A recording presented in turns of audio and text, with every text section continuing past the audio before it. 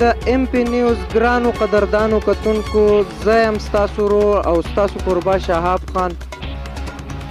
کتونکو نن په لانډاکي کې جی ټي روډ لانډاکي او کویت اټوز کم چې د لانډاکي د چیک پوسټ سره خواته یو سټور دی، یو بهترین سټور دی. تاسو دا کتی شئ چې د دوی سره هر قسمه سپیر پارټس د ګاډو سامان، د دې نه علاوه د موټر سایکل چې کم سامان دی، مونږ به دا ووایو ملګرو چې کم فیسیلیټیز په دې سټور کې موجود دي. او تاسو کوم شی مخکې را سره خپل تعارف وکړئ او بیا راته دا ووایئ چې تاسو دا سټور په څه مقصد سره کولاو کړی دی. بسم الله الرحمن الرحیم. زما نوم سید ظاهر شاه دی او کم دا کاروبار چې دی د سپیر پارټو دا د اماني روم خان دی.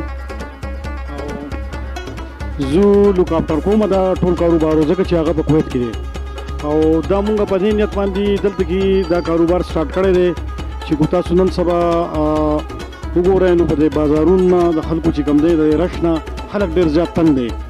نو مونږ سپیشلی د دې علاقې دپاره چې دا کوټه ابوا لنډاکې شو او داسې د تاڼۍ پورې دا ایریا او داسې د ګورتۍ پورې دا ایریا، نو دلته کې تاسو ته پته ده چې نن سبا ګاډي ډېر زیات بې انتها دي. هر یو کور کې دوه درې ځای ګاډي دي.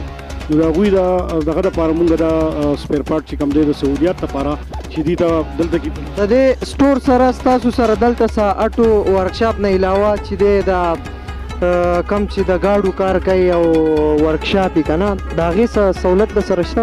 بالکل شته دی چې زمونږ سره دلته کې شاه اټو ورکشاپ هم دی او زمونږ سره د هغوی نوم دی شاهروم میکینک دی. په دې بریکوټ کې هم دي تقریبا 14-15 سال چې کوم دی میکینیکي کړي ده او د هغې نه پس دی په سعودي عرب کې ولو سعودي عرب بهر ملکونو ایکسپیرینس دی دغه او هغوی زموږ سره دلته کې میکینیک دی. هر قسمه سهولت دی دلته د ګاډو د ریپیر د میکینیکل په حواله سره او د هغې نه علاوه چې کوم دی زموږ سره د ډیکوریشن هم دلته کې په دوکان کې سامان شته دی او میکینیکل هم چې په میکینیکل لحاظ سره کوم سامان دی نو هغه هم زموږ سره تاسو سره هغه هر قسمه سامان میلاویږي کم چې مطلب په منګوره بریکوټ په دې سایډ باندې مطلب غټ سټي چې کم دی بټخیله شوه ده هغه سامان دلته میلاویږي کم چې هلته میلاویږي؟ بالکل میلاویږي جی. او سپیشلی مونږ په دې کې یو بل دغه کړی دی چې مونږ لکه دلته کې د لوکل ایریا نه سامان نه راوړو. مونږ لاهور ته ځو د دې سامان دپاره د دې وجې نه چېرې مونږ دلته کې عوام ته لکه ښه پرایز ورکو او په یعنی مطلب دا دی آسان یعنی سستا چې کوم دی نو هغوی ته هغه سامان میلاو شي. نو مونږ په دې وجه باندې لاهور نه چې کوم دی سامان راوړو د پینډاین راوړو او د پېښور کوشش وکړئ او پیره راشئ کویت اټوز ته او د دوی د دې مقصد نه فایده اوچته کوئ.